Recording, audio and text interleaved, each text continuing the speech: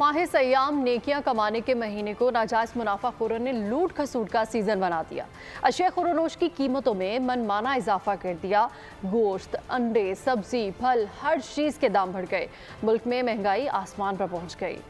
महंगाई रहमत के महीने में अवाम के लिए जहमत बन गई। रमजानुल मुबारक में दुनिया भर में चीजें सस्ती, पाकिस्तान में उल्टी गंगा बहने लगी। हर साल की तरह रवां बरस भी रमजान के आगाज में ही महंगाई की लहर उरूज पर। नाजायज मुनाफाखोरों ने दोनों हाथों से लूट मार शुरू कर दी। फलों की कीमतों को आग लग गई। कराची में कल तक 100 रुपए दर्जन मिलने वाला केला 300 रुपए में भी दस्तयाब नहीं। खरबूजा 150 रुपए किलो, कीनू 400 से 700 रुपए दर्जन, स्ट्रॉबेरी 600 से 800 रुपए फी किलो दस्तयाब। अमरूद की फी किलो कीमत 300 रुपए हो गई। लहसुन 600 से 800 रुपए, लीमू 800 रुपए फी किलो दस्तयाब। मुर्गी का गोश्त 700 रुपए फी किलो फरोख्त होने लगा।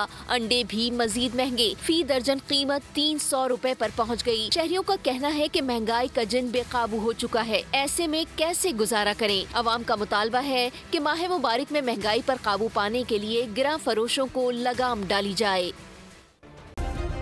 सब्सक्राइब करें और बेल दबाएं ताकि कोई खबर रह न जाए।